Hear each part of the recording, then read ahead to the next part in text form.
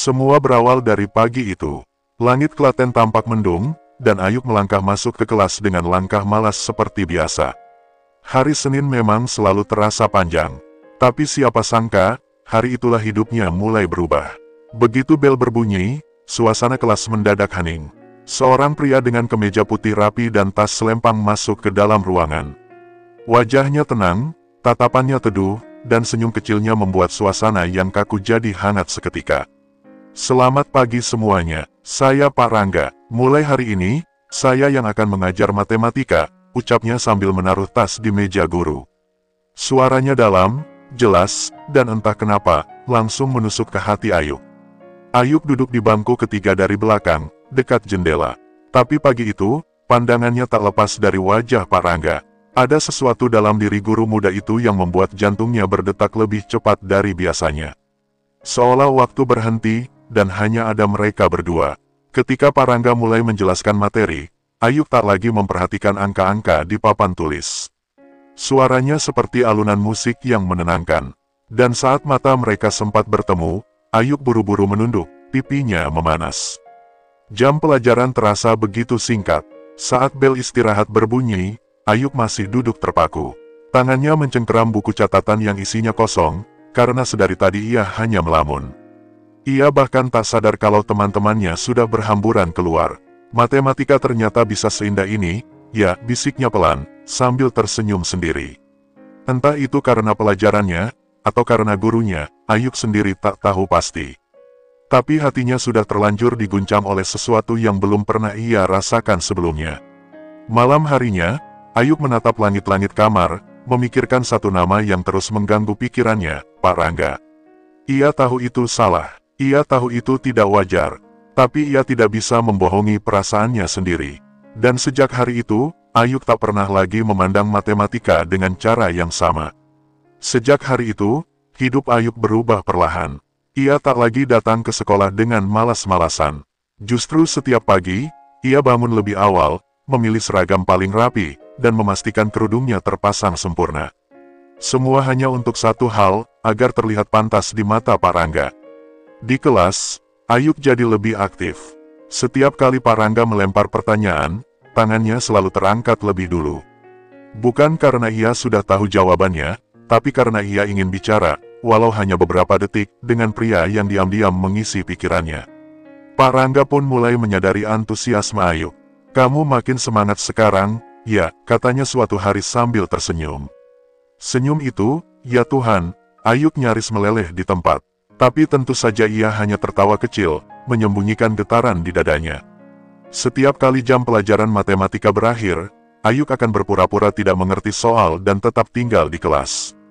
Pak, saya masih bingung sama limit tak hingga, katanya sambil menatap papan tulis. Padahal yang ia harapkan bukan jawaban, melainkan waktu lebih lama bersama. Diam-diam, ia mulai mencari tahu tentang guru muda itu. Usianya baru 28 tahun. Lulusan universitas ternama di Jogja, masih lajang, dan, konon, sangat tertutup soal kehidupan pribadinya. Hal itu justru membuat Ayub makin penasaran, makin ingin tahu lebih dalam. Di rumah, Ayub mulai mencoret-coret nama Pak Rangga di belakang buku catatan. Ia juga menyimpan potongan kertas ujian yang ada tanda tangan Pak Rangga di pojok atas. Kamu gila, Yuk, gumamnya pada diri sendiri. Tapi ia tersenyum bahagia dalam diam. Teman-temannya mulai menggoda. Ayub, kamu kayaknya naksir Pak Rangga, iya. Dan ia hanya tertawa, menyangkal setengah hati. Ia tahu ini salah. Ia tahu cinta seperti ini penuh resiko. Tapi hatinya tak bisa diajak kompromi. Malam-malamnya kini diisi dengan lamunan. Bukan tentang masa depan atau cita-cita, tapi tentang bagaimana rasanya jika suatu hari ia bisa duduk di sebelah Pak Rangga, bukan lagi sebagai murid, tapi sebagai seseorang yang berarti. Namun jauh di lubuk hati, ada ketakutan yang belum bisa ia beri nama. Perasaan itu tumbuh semakin dalam, tapi akankah bisa bertahan saat kenyataan mulai berbicara? Dan Ayub belum tahu, bahwa cinta yang sedang ia rajut diam-diam, sedang berjalan menuju sebuah persimpangan penuh luka. Hari itu, matahari Klaten terik sekali. Ayub pulang agak telat karena ada rapat OSIS di sekolah. Saat melewati jalan kecil di dekat taman kota, ia melihat sosok yang sangat ia kenal berjalan sendirian. Pak Rangga. Awalnya Ayuk ingin menyapa, tapi langkahnya terhenti ketika melihat kemana arah kaki guru itu menuju. Sebuah gereja kecil, tersembunyi di antara ruko-ruko tua. Hatinya langsung mencelos. Ia berdiri diam, menyaksikan Pak Rangga masuk ke dalam rumah ibadah itu dengan tenang. Ayuk tak bisa bergerak. Dunia terasa berhenti. Tiba-tiba, kenyataan menamparnya keras. Pria yang diam-diam ia cintai, ternyata berbeda keyakinan. Bukan sekadar berbeda usia, bukan hanya sekadar guru dan murid, tapi juga berbeda agama. Malam itu Ayuk tak bisa tidur. Ia memandangi langit-langit kamar dengan mata sembab. Air matanya terus mengalir, entah karena kecewa atau karena bingung. Ia tahu perasaannya tulus, tapi apa gunanya mencintai seseorang yang tak mungkin bisa ia perjuangkan. Keesokan harinya di kelas, Ayuk terlihat murung. Tatapannya kosong, senyumnya hilang. Bahkan ketika Pak Rangga memanggil namanya, ia hanya mengangguk tanpa suara. Guru itu tampak heran, namun tak bertanya lebih jauh. Pak Rangga mendekatinya saat kelas usai. "Ayuk, kamu kenapa? Kamu beda dari biasanya," katanya lembut. Tapi Ayuk hanya menjawab pelan, "Nggak apa-apa, Pak. Saya cuma kurang tidur." Senyum palsunya tak bisa menutupi perih di hatinya. Di rumah, Ayuk mulai mempertanyakan segalanya. "Kenapa harus dia, Tuhan?" bisiknya sambil menangis. Ia tahu cinta ini tak mungkin didukung oleh keluarganya, oleh lingkungannya, bahkan mungkin oleh agamanya sendiri. Namun yang lebih menyakitkan, adalah kenyataan bahwa ia tak bisa berhenti mencintai Pak Rangga. Meski berbeda, meski mustahil, namanya terus mengisi ruang-ruang kosong di hatinya. Ayuk merasa seperti berdiri di tepi jurang. Di satu sisi ada cinta, di sisi lain ada keyakinan yang telah ia peluk sejak kecil. Dan yang paling menyiksa, ia harus memilih di antara keduanya, padahal yang ia inginkan hanyalah bersama. Hujan turun deras sore itu. Langit mendung seolah tahu bahwa hati Ayuk sedang tidak baik-baik saja. Ia berdiri di halte sekolah, menggenggam buku pelajaran yang tak lagi ia pedulikan. Matanya kosong, jiwanya lelah. Tiba-tiba, seseorang berdiri di sampingnya, membawa payung hitam yang besar. "Kamu nggak bawa jas hujan?" tanya suara yang sangat ia kenal.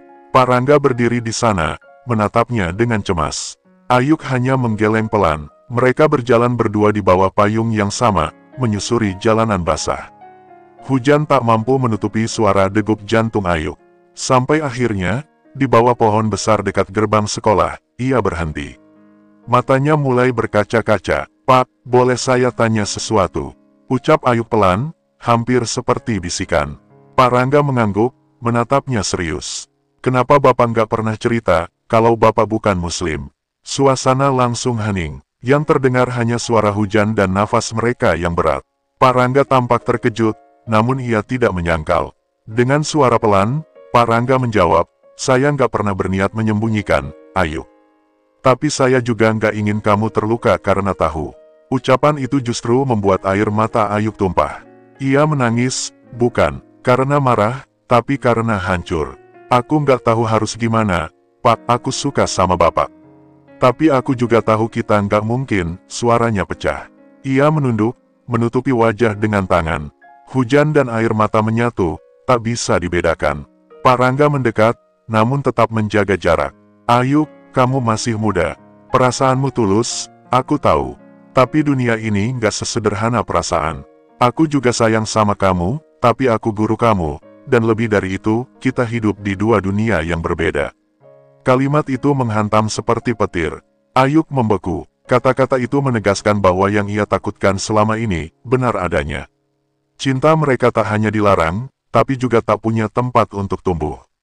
Di tengah hujan yang belum reda, mereka berdiri dalam diam.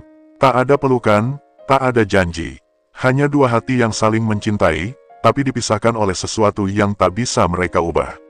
Sudah seminggu sejak hari hujan itu. Ayuk tak lagi sesemangat dulu. Ia datang ke sekolah tanpa senyum, dan duduk diam sepanjang pelajaran. Pak Rangga pun seperti menjauh, bukan karena benci, tapi karena menjaga batas yang mulai kabur. Di rumah, Ayuk menulis surat. Bukan untuk dikirim, tapi untuk dirinya sendiri. Surat itu berisi semua perasaannya, rasa sakit, rasa rindu, dan cinta yang tak bisa ia ucapkan secara langsung. Ia menuliskannya sambil menangis, menyeka air mata di tiap jeda kalimat. "Aku mencintainya, Tapi cinta itu tak boleh tumbuh, tulisnya pelan. Aku ingin bersamanya, tapi jalan kita terlalu berbeda. Dan aku harus memilih jalan yang tak membuatku kehilangan diriku sendiri. Hari Senin berikutnya, Ayub memutuskan untuk bicara terakhir kali dengan Pak Rangga. Ia menunggunya di ruang guru, lalu mengajak bicara di taman belakang sekolah. Tempat yang sepi, saksi bisu cinta yang tak bisa disuarakan. Aku cuma mau bilang makasih, Pak, ucap Ayub dengan senyum lirih. Makasih karena pernah membuatku merasakan cinta yang indah, meski cuma sebentar. Pak Rangga menatapnya, matanya merah. Tapi ia tetap tenang. Aku juga berterima kasih karena pernah dicintai oleh seseorang sebaik kamu, Ayub, jawabnya pelan. Tapi kamu benar, kita harus belajar melepaskan, meski hati kita enggak siap. Mereka berpisah tanpa pelukan, tanpa genggaman. Tapi dalam hati, mereka tahu, cinta mereka nyata. Hanya saja tidak ditakdirkan untuk bersatu. Dan terkadang, melepaskan adalah bentuk cinta yang paling tulus. Sejak hari itu, Ayub memilih fokus pada masa depannya. Ia menata mimpi-mimpinya lagi, membawa kenangan tentang Pak Rangga sebagai bagian dari perjalanan hidupnya, bukan untuk dilupakan, tapi untuk dikenang dengan senyum.